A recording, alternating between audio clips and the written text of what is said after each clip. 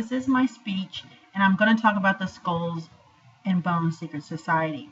It all started at Yale, according to Chris Milligan from the Stephen College website, and within 3 threads of American social history: espionage, drug smuggling, and different societies intertwined into one. In 1823, Samuel Russell established Russell and Company for the purpose of acquiring opium in Turkey and smuggling it into China. Russell and Company merged with the Perkins-Boston Syndicate in 1830 and became the primary American opium smuggler. Many of the great American and European fortunes were built in the China opium trade. William Huntington Russell, Samuel's cousin, studied in Germany from 1831 to 1832. Germany was a hotbed of new ideas. The scientific method was being applied to all forms of human endeavor. Prussia, which blamed the defeat of its purpose by Napoleon in 1806 on soldiers only thinking about themselves in the stress of battle. When Russell returned to Yale in 1832, he formed a senior society with Alphonso Taft.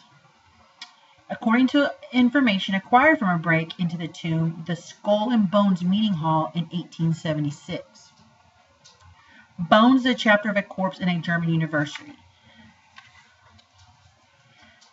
Class valedictorian William Russell Harris, along with 14 others, became the founding members of the Order of the Skull and Bones.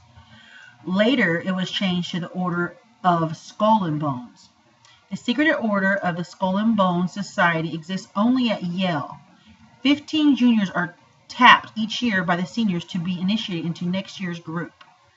Some say each initiate is given $15,000 and a grandfather clock. Far from being a campus funhouse, the group is geared more toward the success of its members and in the post-collegiate world. The family names on the Skull and Bones roster roll off the tongue like an elite party list. There's a bunch of famous people. The Lord family, the Whitney family, the Taft, the Jay, the Bundy, the Harriman, the Rockefellers, the Goodyears, the Pillsburys, the Kellogg's, Vanderbilts, even George W. Bush and his dad. William Russell went on to become a general and a state legislator in Connecticut. Alphonso Taft was appointed U.S. Attorney General. So all these people were famous that were in this secret society at Yale. It all began at Yale. And so after all that, and that Samuel Russell was in the opium smuggling business, it was more of a secret way for everybody could form the society. So the elite children of these famous people could join this, and only 15 of them could join each year by the former graduating class. They are required as a part of their initiation ceremony to lie naked in a coffin and recite their sexual history. This method allows other members to control the individual by threatening to reveal their innermost secrets if they do not go along. So that's what they were trying to do. According to George W. Bush, father, he was a member of the Skull and Bones, and he was a major key figure in the Skull and Bones. Bush's father was a major contributor to the Hitler Project, as well as the buildup of the Soviet Union, thus leading to the inevitable world wars and the eventual setup of the United Nations in America. I first learned about the workings of Skull and Bones in the 1991 during the Gulf War.